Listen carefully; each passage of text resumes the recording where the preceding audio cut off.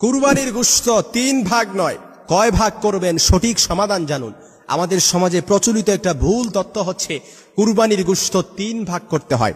1 ভাগ নিজেরা খাবেন, 1 ভাগ আত্মীয় স্বজনদেরকে দিবেন, 1 ভাগ গরিবদেরকে দিবেন। এটা হচ্ছে আমাদের সমাজে ভুল তথ্য। কোরআন এবং হাদিসের কোথাও এই কথা নাই যে কোরআন অর্থাৎ কুরবানির গোশত 3 ভাগ করতে হবে।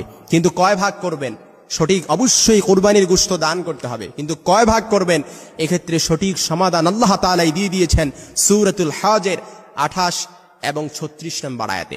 আপনার কনসেপশন আইডিয়া ক্লিয়ার করার জন্য আপনি দেখে নিতে পারেন। আল্লাহ তাআলা বলেছেন অর্থাৎ কুরবানির গোশত আপনার সর্বপ্রথম হচ্ছে যারা কুরবানি দিবেন গোশত খাবেন, কারণ আল্লাহ তাআলার কাছে তো গোশতটা আর পৌঁছায় না।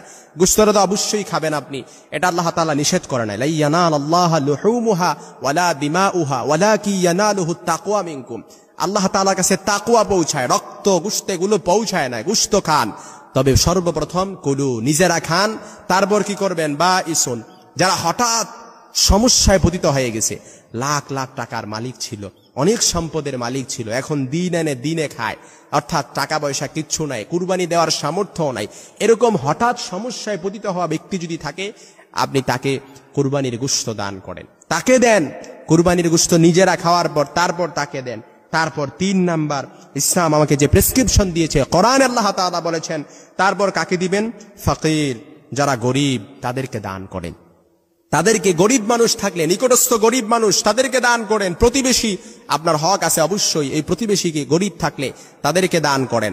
তারপর ইসলাম আমাকে যে প্রেসক্রিপশন দিয়েছে, কোরআনে আল্লাহ তাআলা বলেছেন মুতার, যারা চাইতে আসে তাদেরকে দান করেন। মুতারুন অর্থাৎ অনেক ফকির গরিব যাদেরকে আমরা চিনি না, অনেক দূর দূরান্ত থেকে চাইতে আসলে আপনি তাদেরকে দান করেন। তবে অবশ্যই চিহ্নিত কোনো ব্যক্তি যদি থাকে যে সে কুরবানির গোশত নিয়ে সে বাজারে কম দামে বিক্রি করে, কিংবা যে দামেই বিক্রি করুক না কেন, ওই ব্যক্তিকে কখনো কুরবানির গোশত দেয়া যাবে না, কারণ কুরবানির গোশত বিক্রি করা এটা হারাম। যে ব্যক্তি কুরবানির গোশত নিয়ে তারপর বাজারে বিক্রি করে দেয়, তাকে অবশ্যই কুরবানির গোশত দেয়া যাবে না, ইসলাম এটা নিষেধ করে দিয়েছে। সর্বশেষ, কুরবানির গোশত যাকে দিবেন সে হচ্ছে কানিয়া, যে আল্লাহর দেয়া রিজিকে সন্তুষ্ট থাকে, কুরবানি করার সামর্থ্য নেই কিন্তু কারো কাছে চাইতেও আসে না, ওই ব্যক্তিকে দেন। আল্লাহর দেয়া রিজিকে সন্তুষ্ট আছে, নামাজ পড়ে 5 ওয়াক্ত, ইসলামের বিধিবিধানগুলো মেলে চলে, এরকম সমাজে আমি বলতে চাই না, কিন্তু দেখা যায় প্রিয় ভাইয়েরা, আপনারা যদি লক্ষ্য করেন অনেক মসজিদের ইমাম মুয়াজ্জিনরা আছে যারা সামর্থ্য নাই, অর্থাৎ বেতন পায় 10 থেকে 12,000 টাকা, ম্যাক্সিমাম মসজিদে এখন এরকম।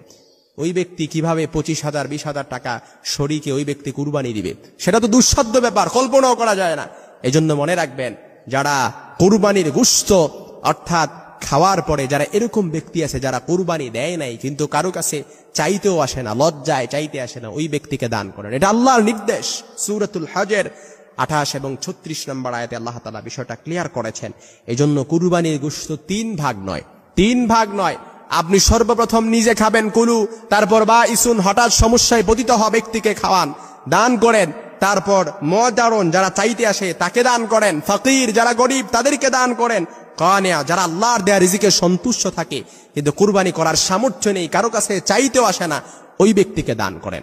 লা ইয়ানালাল্লাহু লুহুমুহা ওয়ালা দিমাউহা ওয়ালাকি ইয়ানালুহুত তাকওয়া মিনকুম। এর দ্বারা আল্লাহ তাআলা আপনার অন্তরের তাকওয়াটা ক্লিয়ার আছে কিনা, না গুজামিল আছে, নিরেট ক্লিন কিনা, সফট কিনা, এটা পরীক্ষা করবেন আল্লাহ তাআলা।